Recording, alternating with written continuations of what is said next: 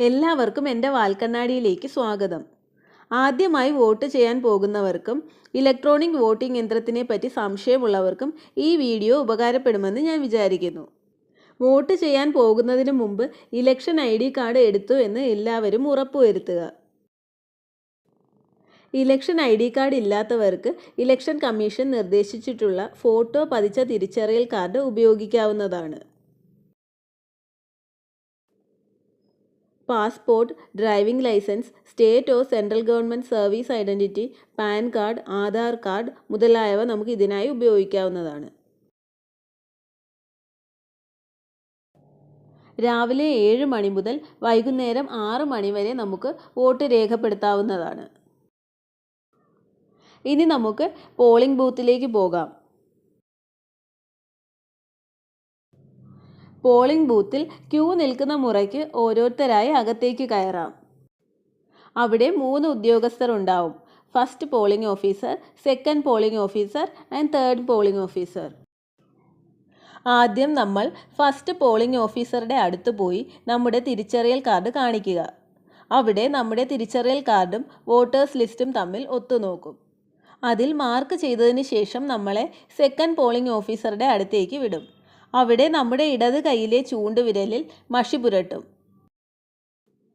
അതിനുശേഷം വോട്ടേഴ്സ് രജിസ്റ്ററിൽ നമ്മുടെ പേരിന് നേരെ ഒപ്പ് അല്ലെങ്കിൽ വിരലടയാളം പതിപ്പിക്കുക. ഈ സമയം സെക്കൻഡ് പോളിംഗ് ഓഫീസർ നമുക്ക് വോട്ടേഴ്സ് സ്ലിപ്പ് കൈമാറും.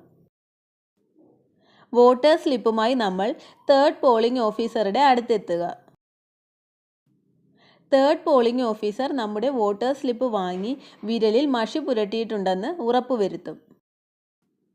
എന്നിട്ട് നമ്മളെ വോട്ടിംഗ് കമ്പാർട്ട്മെൻറ്റിലേക്ക് അയക്കും. വോട്ടിംഗ് കമ്പാർട്ട്മെൻറ്റിൽ 2 മെഷീനുകളാണ് ഉണ്ടാവുക. ഒന്ന് ബാലറ്റ് യൂണിറ്റും ഒന്ന് VVPATഉം. അതിൽ ബാലറ്റ് യൂണിറ്റിലാണ് നമ്മൾ വോട്ട് രേഖപ്പെടുത്തേണ്ടത്. ബാലറ്റ് യൂണിറ്റിൽ ക്രമനമ്പർ, സ്ഥാനാർത്ഥിയുടെ പേര്, ചിഹ്നങ്ങൾ എന്നിവ കാണാം. ഏത് സ്ഥാനാർത്ഥിക്കാണോ വോട്ട് രേഖപ്പെടുത്താൻ ആഗ്രഹിക്കുന്നത് അവരുടെ പേരിന് നേരെ വലതുവശത്തുള്ള ബട്ടണിൽ അമർത്തുക. ഒരു സ്ഥാനാർത്ഥിക്കും വോട്ട് രേഖപ്പെടുത്താൻ താൽപ്പര്യമില്ല എന്നുണ്ടെങ്കിൽ ഏറ്റവും താഴെയുള്ള നോട്ടായ്ക്ക് നേരെ അമർത്താവുന്നതാണ്. അപ്പോൾ നമുക്കൊരു ബീപ്പ് ശബ്ദം കേൾക്കാം.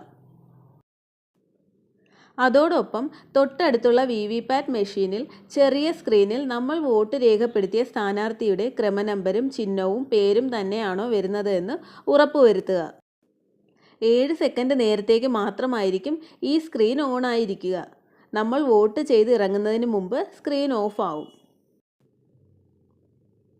ഇത്രയും ആയപ്പോൾ നമ്മുടെ വോട്ടിംഗ് പ്രക്രിയ പൂർണ്ണമായി. ഇനി നമുക്ക് പുറത്തേക്ക് പോകാം. മറ്റുള്ളവരുടെ അറിവിലേക്കായി ഈ വീഡിയോ ഷെയർ ചെയ്യുക. Thank you for watching.